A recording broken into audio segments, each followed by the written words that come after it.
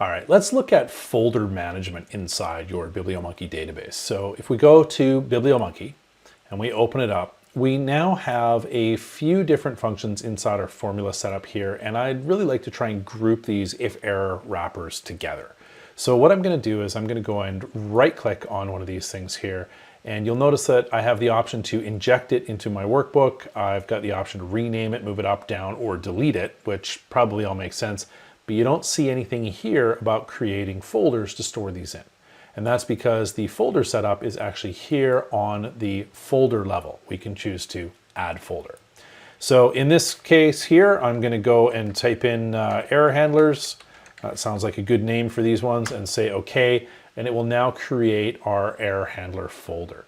Now, unfortunately, I don't support drag and drop at this point in time, but we can take our formula, go over to formulas and say, let's put this in the error handlers and choose update. And you'll notice that if error 0 has gone in there.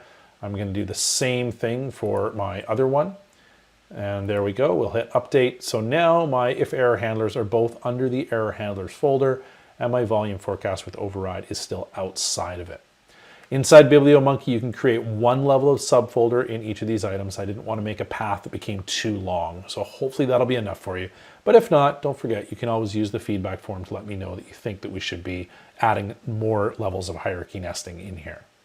For right now, I'm going to say exit, and I just want to show you what this actually looks like. So if I go and say, let's go grab this range of data, right click, insert from Biblio Monkey formula, you'll now notice that I have an error handlers folder where these two things are grouped up. So if that list starts becoming really, really long, it might be a good idea to start classifying things and putting them in folders that make sense to you.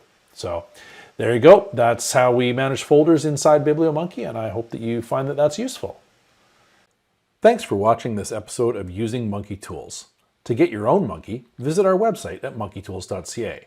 Or if you subscribe to Skillwave's Self-Service Business Intelligence Academy, you'll get a free annual pro license included with your subscription. And remember, Monkey Tools was developed to support better Excel and Power BI solutions. If you want to learn how to really master these tools, you should definitely check out our full course catalog at skillwave.training.